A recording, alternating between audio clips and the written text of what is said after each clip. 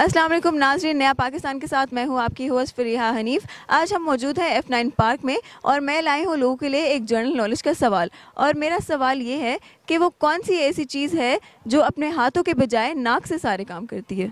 चलिए चलते हैं लोगों के पास और जानते हैं उनके जवाब। अच्छा, वो कौन सी ऐसी चीज़ है जो अपने हाथों से काम नहीं करती बल्कि नाक से करती है?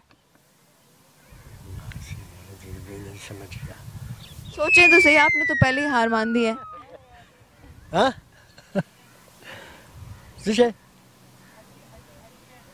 आंटी जवाब दे रही हैं। आंटी की बात।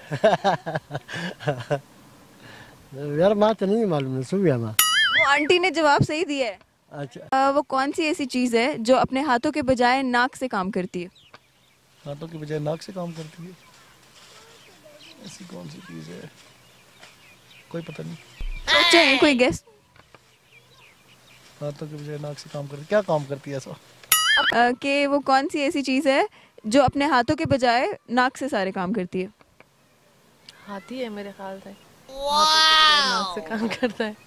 जी, आपका ये जवाब बिल्कुल ठीक है। Thank you so much. हमारे सवाल का जवाब है हाथी, जिसके हाथ तो होते नहीं है और वो अपने सारे काम अपने नाक से करता है। हमारी वीडियोस को देखने के लिए हमारे चैनल को सब्सक्राइब ज़रूर कीजिएगा। शुक्रिया।